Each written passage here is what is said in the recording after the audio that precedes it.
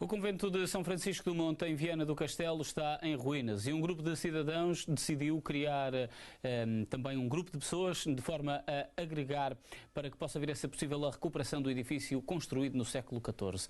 O edifício que mudou de proprietários ao longo dos séculos é hoje propriedade do Instituto Politécnico de Viana do Castelo. Passo a passo sobe-se até ao convento de São Francisco do Monte, em Viana do Castelo. Na chegada, avista-se o edifício em ruínas e um portão de ferro para tentar evitar a entrada de quem vem por mal. Convento que reflete nas paredes os longos anos que conta. O convento de São Francisco do Monte foi fundado em 1392 por Frei Gonçalo Marinho.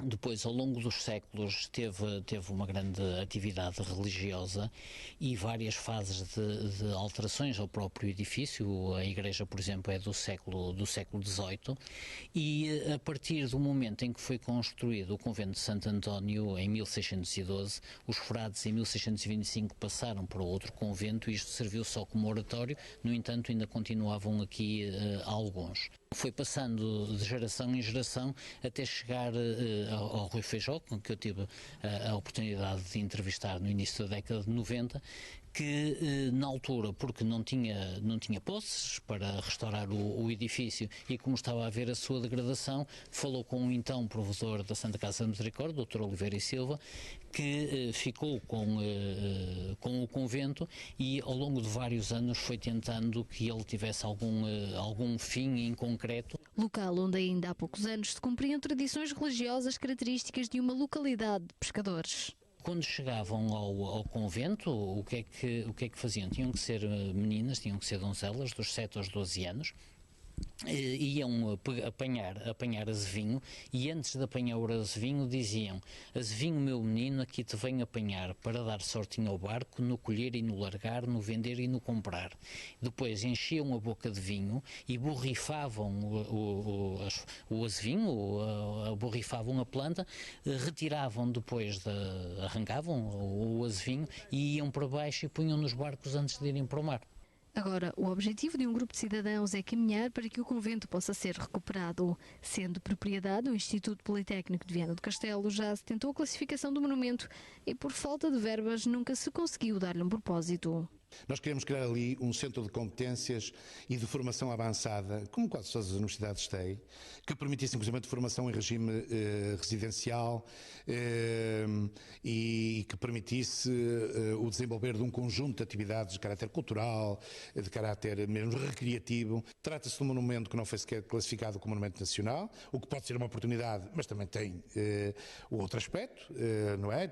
Ou seja, provavelmente não o põe à porta de urgência no domínio da intervenção assim olhado pelos poderes públicos, como é evidente, põe-no à porta da urgência de intervenção por parte da população de Viana do Castelo e do Instituto Politécnico. Convento escondido e desconhecido por muitos habitantes de Viana do Castelo, que agora se torna público pela boa vontade de um grupo de cidadãos.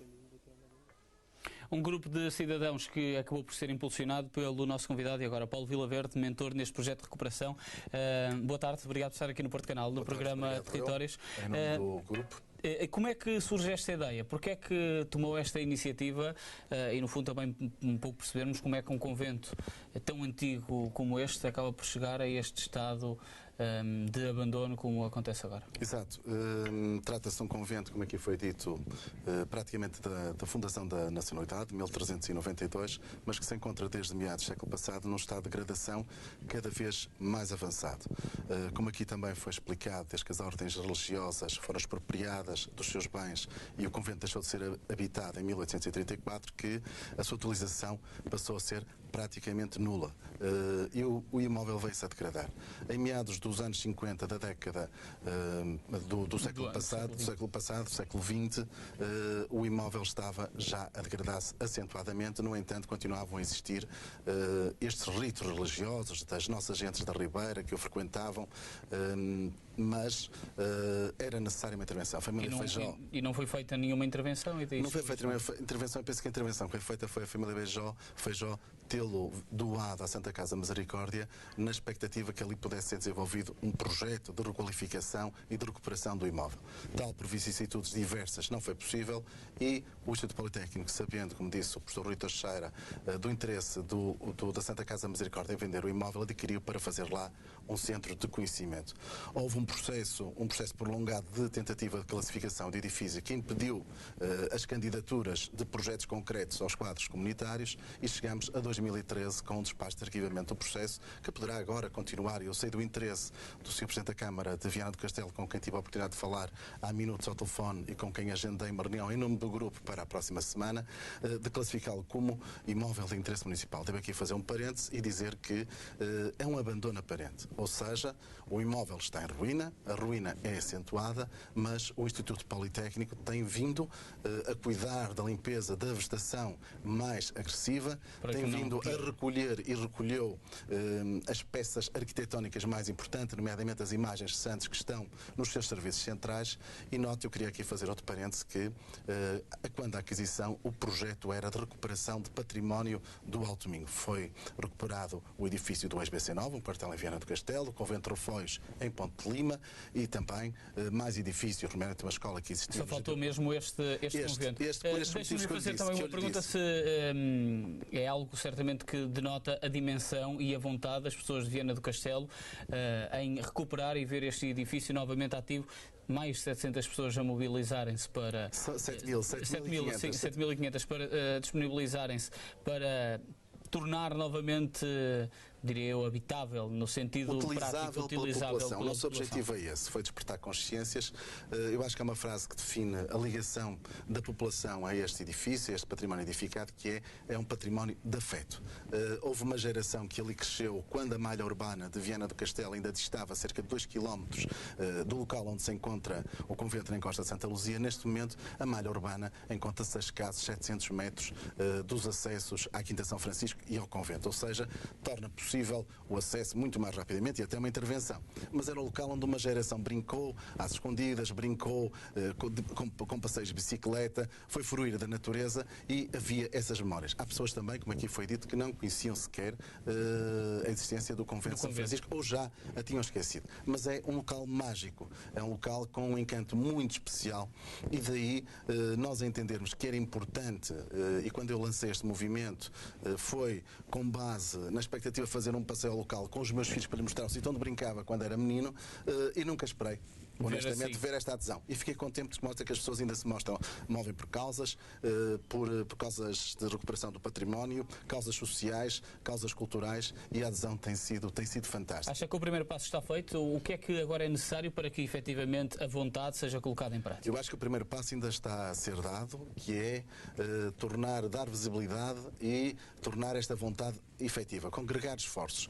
Demos um primeiro passo que foi criar o grupo, que tem o número de elementos que eu já lhe disse, tem um grupo de trabalho que está a tentar dinamizar iniciativas, mas estamos agora a querer gerar parcerias. Tivemos a reunião com o Presidente do Instituto Politécnico, que naturalmente teria que ser o nosso primeiro interlocutor, porque é o proprietário do edifício, e o professor Rui Teixeira, em nome do Politécnico, manifestou toda a abertura, todo o apoio ao grupo e às iniciativas que possamos pretender, dentro, obviamente, das limitações, seja orçamentais de uma parte e da outra, seja até de segurança das próprias pessoas em iniciativas que nós gostaríamos de fazer no próprio edifício.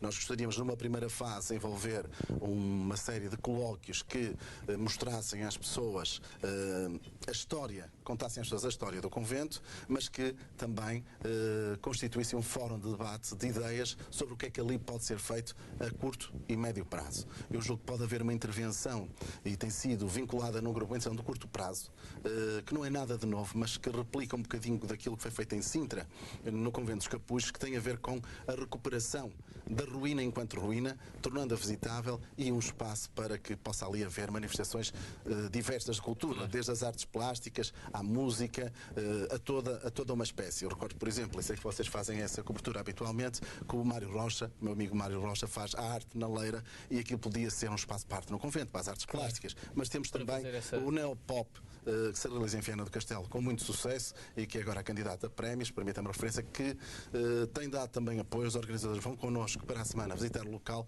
não para fazer um neopop no local, mas para pensar uma iniciativa que possa fazer o contraste entre a modernidade e o património de 1392. É evidente que aquele local, a magia dele quase que nos obriga a lá fazer qualquer coisa que tenha a ver com a época, ou seja, com música sacra, música religiosa. O professor Rui Teixeira, nesse sentido, dá-nos todo o apoio. O Sr. Presidente da Câmara também, falei com ele, e a Câmara Municipal tem tido uma especial sensibilidade para a questão da recuperação do património e deu uma notícia, por exemplo, de que um dos santos da Igreja do Convento foi recentemente adquirida pela autarquia, ou seja, a própria autarquia já é proprietária de património do convento e está naturalmente interessada, vai ser desenvolvido. Portanto, serão duas linhas de trabalho. As primeiras também que vão ser feitas. Agradeço, Paulo Vilaverde, ter vindo aqui ao Porto Canal falar sobre... De todos, e não é um movimento do Paulo Vilaverde, é um movimento de um grande grupo que eu espero que se alargue, porque realmente o convento merece esse trabalho. Merece uma mais-valia para a região norte e para o turismo e para o município de Viana do Castelo em particular. Agradeço, Paulo Vilaverde, ter vindo aqui ao Porto Canal falar sobre a recuperação do convento de São Francisco do Monte.